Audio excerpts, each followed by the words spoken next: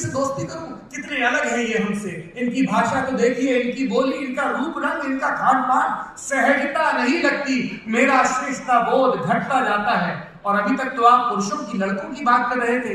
ये आपने कैसी असंभव सी बात कह दी कि मैं लड़कियों से दोस्ती करूं, जबकि मुझे बार बार लगातार ये बताया गया है तो लड़कियां तो इस दुनिया की सारी सुंदरता का प्रतीक भर हैं, भोग्य हैं, वास्य हैं, डिजायर का हेतु भर है। और आप कह रहे हैं कि मैं उनको अपनी बराबरी पर रखूं, मित्र भाव से, मैत्रीय भाव से उनसे बात करूं, उनको समान समझूं, अपनी भाषा में, अपने कर्म में उनको नीचा ना दिखाऊं, उनको जज ना करूं।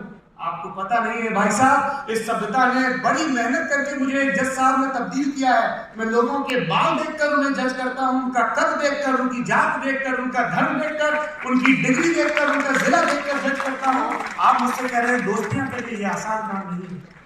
मुझे पता है आसान काम नहीं है, इसीलिए आपको करने को कह रहा हूं। क्यों दुनिया की तमाम जरूरी जिम्मेदारियां नौजवानों के सर पे डाल दी जाती है? क्योंकि आपके अंदर जोखिम लेने की प्रवृत्ति होती है, ऊर्जा होती है, उत्साह होता है। अपनी दोस्तियां गांठिए और उसमें विविधता का भरपूर ख्याल रखिए।